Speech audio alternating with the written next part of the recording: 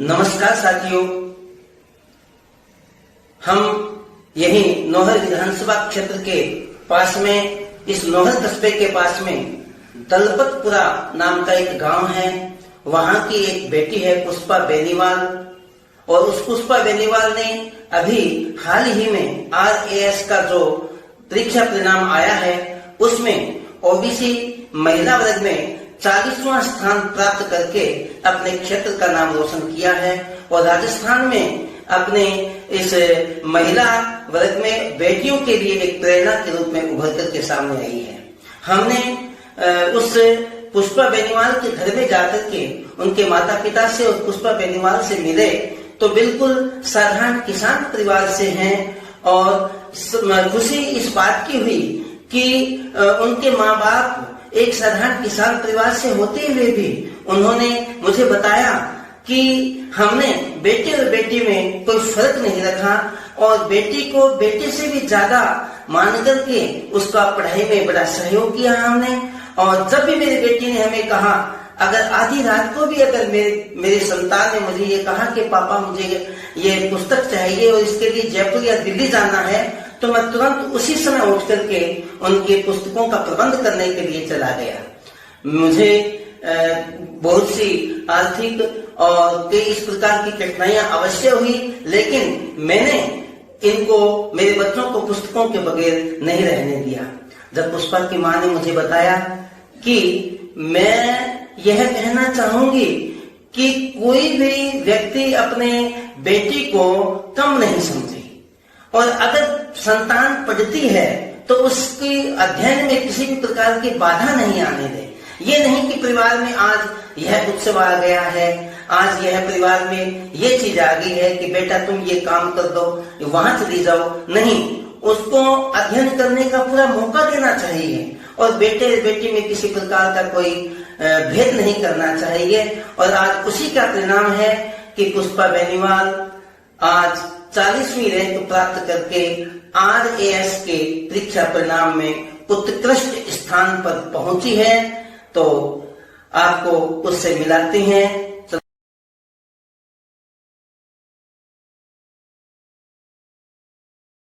है ना कि बेटियां आन है, बान है, शान है, लेकिन मैं यह भी कहना चाहूंगा कि बेटियां बेटों से भी महान है, क्योंकि वह अपने माँ बाप का नाम ही रोशन नहीं करती बल्कि दूसरों के लिए भी एक बड़ा प्रेरणा का स्रोत है।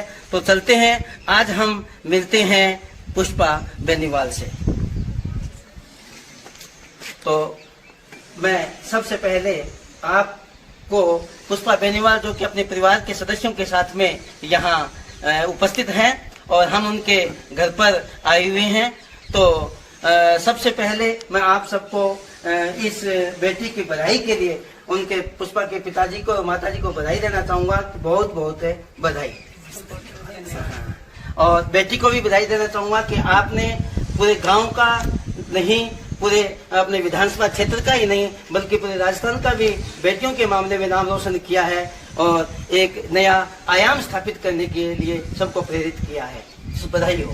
Thank you sir, thank you so much, बहुत बहुत धन्यवाद। तो मैं सबसे पहले उनके पिताजी से पूछना चाहूंगा और उनके माताजी से पूछना चाहूंगा कि आपको बेटी के इस प्रकार की जो प्रेरणा के लिए जो आपने किस प्रकार से प्रेरित किया पढ़ाई के लिए, क्या इसी के मन में लालसा थी कि आपने इसको इस प्रकार से प्रेरित किया था? उसमें इस तरीके से भी संस्कार डाल दिए कि बच्चा बेटा पढ़ो, नहीं तो हमारी तरह मतलब खेती करेंगे तो हम तो खेतीहर आदमी है, थोड़ी जमीन है, और इससे पढ़ोगा तो मतलब आगे बढ़ोगा, अच्छी तैयारी करो।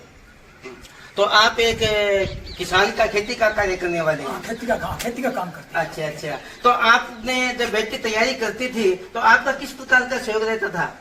मेरे कोई कहना हो तो बेटा काम से सारो पड़े रहे, तन्ने एक चीज में ध्यान रखनी है, तेरी पढ़ाई है। काम से पड़े रहो होगा वो मैं तो कर लूंगा, मैं वो थाने टाइम पर खाना बना दूंगा, सारा कपड़ा धोईदा मिल जाएगा, काम की कोई बात को। मेरी बेटी मेहनत करी है, आगे बढ़ी है। मैं सारी महिला कहना चाहूँ कि बेटियां भी बेटी ना समझो, बेटी बेटो बराबर है, और पढ़े भी तो वो करो खुद। फिर तो पढ़ाना है तो पढ़े बेटा, बल्ले खोटी ना करो बेटा, वो कर दे बेटा, वो कर दे। आज भी गया मंत्री, आज बथे जावा वो काम नहीं रह गो, बेटियां पढ़े आगे बढ़ी। हाँ ठीक है, आपके बहुत ही अच्छे विचार सुनकर के बहुत अच्छा लगा। और इस प्रकार के मैं तो कहता हूँ कि सभी माता पिता हों जो कि अपनी बेटियों को आगे बढ़ाने के लिए उनको प्रेरित करें। ठीक है। हाँ तो बेटा, आप कितने भाई बहन हैं? जी सर, हम 2 भाई बहन है, मेरा एक बड़ा भाई है। अच्छा, तो वो बड़ा भाई वो क्या करता है? जी सर, अभी तो वो जो टीचर की एग्जाम है उसके लिए प्रिपेयर कर रहा है और साथ में जो है वो RAS के लिए भी तैयारी कर रहा है। तो आपकी प्रारंभिक जो शिक्षा है वो कहाँ से हुई थी? मेरी प्रारंभिक शिक्षा यहीं के दलपतपुरा की राजकीय उच्च प्राथमिक विद्यालय दलपतपुरा से। गवर्नमेंट स्कूल से पढ़े हुए हैं आप? अच्छा, तो पढ़ने के बाद में आपका क्या पहले से एम था क्या कि मैं ये लक्ष्य निर्धारित कर लिया था कि मुझे RS में जाना है या किसी लाइन में जाना है? जी नहीं सर, 12वीं के बाद में जैसे मैंने 12वीं की थी फिजिक्स केमिस्ट्री मैथमेटिक्स से, उसके बाद में मैंने ये निर्धारण किया था कि मुझे प्रशासनिक सेवा में जाना है और प्रशासनिक अधिकारी बनना है। अच्छा, प्रशासनिक अधिकारी बनकर के आप समाज की सेवा में संलग्न होना चाहते थे? जी सर, बिल्कुल मैं ये चाहती थी कि मैं भी समाज के लिए कुछ कर पाऊँ, जन कल्याण की नीतियों में सहयोगी बनूँ। बहुत अच्छे विचार हैं। और जब आप तैयारी करते थे तो कई बार ये होता है कि जो साथ में पढ़ने वाले जो सहपाठी हैं, साथी, उनका बड़ा सहयोग होता है, इसके बारे में आपका क्या विचार है? जी सर बिल्कुल, मेरे भी जो फ्रेंड्स थे सभी का बहुत सहयोग रहा। जब भी भर्ती कोर्ट में गई तो सभी ने मेरा मोराल जो है वो हमेशा बूस्ट किया कि नहीं, आप अपनी तैयारी करते रहो, भर्ती कोर्ट में जाने से कुछ नहीं होगा, एक दिन सब कुछ जो है वो सॉर्ट आउट हो जाएगा। तो निश्चित रूप से फ्रेंड्स का मोराल बूस्ट करने में बहुत इंपॉर्टेंट योगदान रहा। अच्छा, और कई बार ये अपने को आता है कि कोई कोचिंग चूज करने में या किसी सब्जेक्ट विषय के बारे में चूज करने में इस प्रकार की कभी कोई दिक्कत आई है? जी नहीं सर, रही बात कोचिंग की तो मैं ये नहीं कहूँगी कि कोचिंग बुरी होती है। जो लोग अफोर्ड कर सकते हैं, जिनको लगता है कि उन्हें कोच की ज़रूरत है, गाइडेंस की ज़रूरत है, वो कोचिंग भी कर सकते हैं। लेकिन मैंने सेल्फ स्टडी ही की, तो सेल्फ स्टडी से ही किया है।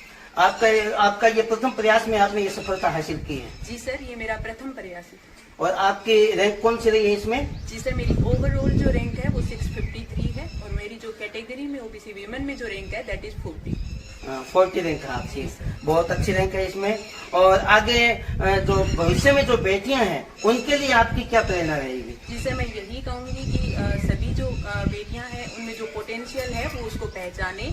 और मैं उनके पेरेंट्स को भी यही कहना चाहूँगी कि आप भी अपनी बेटियों को आगे बढ़ाएं, उनके पोटेंशियल को आप भी समझिए, उनके लिए आप प्रेरणा बनिए, उनको प्रेरणा दीजिए कि अगर मैं कर सकती हूँ एक ऐसे परिवार से होकर के जहाँ पे हमारी आर्थिक परिस्थिति इतनी अच्छी नहीं थी, तो कोई भी बेटी कर सकती है। और आप अपना प्रेरणा स्रोत किसे मानते हैं? जी, मैं मेरा प्रेरणा स्रोत मेरे मम्मी पापा को ही मानती हूँ, जिन्होंने मुझे लगातार इस एग्जाम के लिए, जैसे कि हम देखते हैं कि 4 साल हो गए, 4 साल तक उन्होंने लगातार मुझे आगे बढ़ने के लिए प्रेरित किया। उन्होंने मुझे कहा कि आप तैयारी करिए, हम आपके साथ हैं। तो मेरे मम्मी पापा निश्चित रूप से मेरे लिए बहुत बड़ी प्रेरणा के स्रोत है।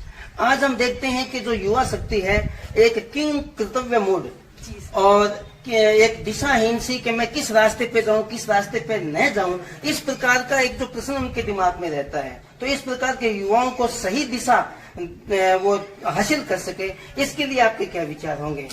इसके लिए मैं यही कहना चाहूंगी कि पेरेंट्स को भी अपने बच्चों का ध्यान रखना चाहिए। वो भी देखें कि वो किस संगत में है, उनको सही रास्ता, सही दिशा दिखाना पेरेंट्स का भी काम है।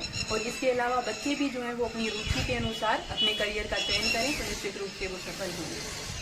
आपका बहुत बहुत धन्यवाद, आपने हमारे चैनल को इतना समय दिया और हमारी पूरे चैनल की ओर से आपको बहुत बहुत बधाई। और भविष्य में आप इसी प्रकार से बढ़ते रहें, यही हमारी कामना है। धन्यवाद। जी सर, बहुत बहुत धन्यवाद।